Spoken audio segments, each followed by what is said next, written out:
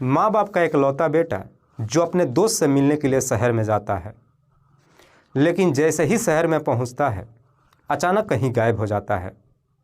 जब उसका कहीं कुछ पता नहीं चलता है, उसके माता पिता का रो रो करके बुरा हाल हो जाता है। इसीलिए उसके माता पिता नज़दीकी थाने में जाते हैं और पुलिस से मदद मांगते हैं, लेकिन पुलिस भी उनकी कोई मदद नहीं करती है। और आखिरकार 5 दिनों बाद मालूम चलता है कि उस लड़के की हत्या कर दी गई है। इस हत्या की वजह जब सामने आती है तो सबका होश उड़ा जाता है। वाकई में दोस्तों, आज की जो कहानी है ये आपको भी सोचने और समझने पे मजबूर कर देने वाली है। नमस्कार, आदाब, मैं हसमुद्दीन और आप देख रहे हैं सफ़र क्राइम तक। आज की जो सच्ची घटना मैं आपको सुनाने वाला हूँ, ये घटना है उत्तर प्रदेश की। उत्तर प्रदेश का एक ज़िला पड़ता है फर्रुखाबाद और इसी फर्रुखाबाद का एक थाना पड़ता है मऊ दरवाज़ा। मऊ दरवाज़ा थाने के अंतर्गत एक मोहल्ला आता है कुइयाउड बाईपास, और इसी कुइयाउड बाईपास का रहने वाला राम किशोर यादव। राम किशोर की पत्नी का नाम है सीता देवी। राम किशोर का इकलौता बेटा देवांश जिसकी उम्र है लगभग 22 साल, जो दिल्ली शहर में रहकर बीएससी की पढ़ाई करता है। राम किशोर जो पेशे से एक सरकारी टीचर है। मई 2023 में देवांश कुछ दिन की छुट्टी लेकर अपने घर पे आता है और 25 मई 2023 को देवांश जब अपने घर से निकलता है तो अपने माता पिता से ये कह कर के जाता है कि मैं अपने दोस्त श्रीवास्तव से मिलने के लिए बनारस जा रहा हूँ। देवांश जब अपने घर से निकलता है, ठीक उसके 2 दिन के बाद 27 मई 2023 को राम किशोर अपने बेटे देवांश के नंबर पर फ़ोन करता है, लेकिन अब देवांश का नंबर स्विच ऑफ बताने लगता है। इसीलिए राम किशोर अपने बेटे के दोस्त श्रीवास्तव के नंबर पर फ़ोन करता है और देवांश के बारे में पूछता है। श्रीवास्तव कहता है कि मेरा कल ही देवांश से बातचीत हुआ था। दरअसल देवांश इसी बनारस के पैराडाइज होटल में ठहरा है। मैं अभी उससे बातचीत करके आपको बताता हूँ। श्रीवास्तव जब देवांश के नंबर पर फ़ोन करता है तो अब भी देवांश का नंबर स्विच ऑफ ही बताता है।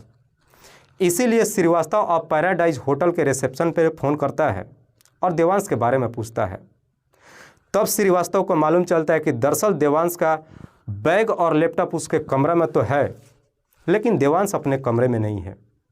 इसीलिए श्रीवास्तव देवांश के दोस्त अनुष्का तिवारी के नंबर पर फ़ोन करता है और अनुष्का से देवांश के बारे में पूछता है। अनुष्का जिसकी उम्र है लगभग 21 साल, जो कानपुर शहर की रहने वाली है। अनुष्का से जब देवांश के बारे में पूछता है तो अनुष्का कहती है कि मेरा देवांश से झगड़ा हो गया है, इसलिए मेरी उससे बातचीत नहीं हो रही है। श्रीवास्तव जब ये सारी बातें देवांश के माता पिता को बताता है, ये सुन करके राम किशोर और उसकी पत्नी अब काफ़ी परेशान हो जाते हैं। लगभग 2 दिन तक और अपने बेटे के नंबर पर फ़ोन लगातार करते रहते हैं। जब देवांश का नंबर ऑन नहीं होता है, आखिरकार 29 मई 2023 को राम किशोर अपनी पत्नी को लेकर बनारस पहुंच जाता है और पैराडाइज होटल के आसपास के तमाम गलियों में ही नहीं बल्कि तमाम होटलों में भी अपने बेटे की तलाश करता है, लेकिन इसके बावजूद भी देवांश का कहीं कुछ पता नहीं चलता है। इसीलिए राम किशोर अपनी पत्नी को लेकर के भेलूपुरा थाने में जाता है और अपने बेटे के गुमशुदगी का रिपोर्ट दर्ज करा देता है। पुलिस गुमशुदगी का रिपोर्ट तो दर्ज करती है, लेकिन इसके बावजूद भी देवांश को ढूंढती नहीं है। इसलिए अब राम किशोर अपनी पत्नी को लेकर के अनुष्का के घर कानपुर चला जाता है और अनुष्का से अपने बेटे के बारे में पूछता है। वहाँ पे देवांश के बारे में तो कुछ नहीं मालूम चलता है, लेकिन राम किशोर और उसकी पत्नी को अनुष्का के घर परिवार वाले काफ़ी फटकार लगाकर अपने घर से निकाल देते हैं। वहाँ से राम किशोर जब अपनी पत्नी के साथ लौटता है, फिर से बनारस में आता है और भेलूपुरा थाने में जाता है और पुलिस वालों से कहता है कि साहब, मुझे शक है कि शायद अनुष्का मेरे बेटे के बारे में जानती है, क्योंकि जब मैं अपनी पत्नी के साथ उसके घर पे गया था वो ठीक से नहीं बता रहे हैं और हम लोगों की काफ़ी जलालत भी किया है। राम किशोर अनुष्का, उसके पिता सौरभ तिवारी और चाचा सौजन, इन तीनों के नाम पे नामजद मुकदमा दर्ज करा देता है। पुलिस नामजद मुकदमा दर्ज तो करती है, लेकिन इसके बावजूद भी किसी से पूछताछ नहीं करती है। जैसे जैसे समय गुजरना शुरू होता है, देवांश का जब कहीं कुछ पता नहीं चलता है, रामकिशोर और उसकी पत्नी अब काफ़ी परेशान हो जाते हैं।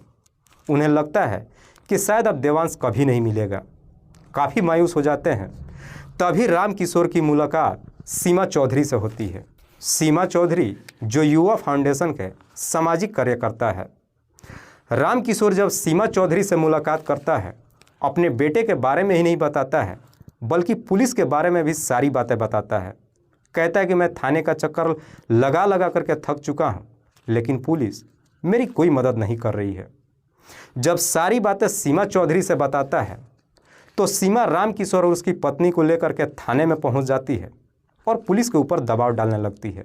तब जाकर के पुलिस इस केस को सीरियस तरीके से लेती है। पुलिस अब देवांश को ढूंढने के लिए सबसे पहले पैराडाइज होटल में जाती है और वहां पे जाकर रिसेप्शन पे पूछताछ करती है, लेकिन इसके बावजूद भी पुलिस को देवांश के बारे में कुछ खास जानकारी नहीं मिलती है। पुलिस जैसे जैसे कोशिश करते जाती है, ये मामला और भी ज़्यादा पेचीदा होते जाता है। इसीलिए पुलिस अब देवांश के बारे में पता लगाने के लिए उसके मोबाइल नंबर का कॉल डिटेल्स निकालती है। कॉल डिटेल्स को जब चेक करती है तो मालूम चलता है कि देवांश ने आखिरी बार अनुष्का से ही बातचीत किया था। पुलिस को जैसे इस तरह का डिटेल्स मिल जाता है, पुलिस इसी डिटेल्स के आधार पर कानपुर से अनुष्का को अपने कस्टडी में ले लेती है और फिर अनुष्का से देवांश के बारे में सख्ती से पूछताछ करती है। पुलिस जैसे ही अपना शक्ति दिखाती है, आखिरकार अनुष्का अपनी सच्चाई कबूल कर लेती है। अनुष्का पुलिस वालों से कहती है कि सब 27 मई 2023 को ही देवांश की हत्या कर दी गई है। लेकिन अनुष्का जब इस हत्या की पूरी कहानी बताती है तो वाकई में इसे सुनने के बाद खास करके देवांश के माता पिता को भी अपने कानों पे यकीन नहीं होता है। दरअसल अनुष्का और देवांश कानपुर शहर से ही 6ठी से लेकर 9वीं क्लास तक एक साथ पढ़ाई करते हैं और पढ़ाई के दौरान ही अनुष्का और देवांश के बीच में प्रेम प्रसंग शुरू हो जाता है। लेकिन कानपुर से जैसे ही दोनों की पढ़ाई खत्म हो जाती है, उसके बाद से देवांश दिल्ली शहर में आ जाता है और आकर के बीएससी में दाखिला ले लेता है। इधर अनुष्का भी बनारस चली आती है और बनारस हिंदू यूनिवर्सिटी में दाखिला ले लेती है। दोनों अलग तो हो जाते हैं, लेकिन इसके बावजूद भी दोनों अक्सर फ़ोन के ज़रिए बातचीत करते रहते हैं। समय जैसे जैसे गुजरना शुरू होता है, देवांश अनुष्का से बेइंतहा मोहब्बत करने लगता है। पर जैसे ही कुछ महीने का समय गुजरता है, अब अनुष्का देवांश से कम बातचीत करना शुरू कर देती है। दरअसल अनुष्का देवांश का जल्दी फ़ोन ही नहीं उठाती है। इधर देवांश जब बार बार अनुष्का के नंबर पर फ़ोन करता है, जब उसका फ़ोन नहीं उठाती है, देवांश भी परेशान हो जाता है।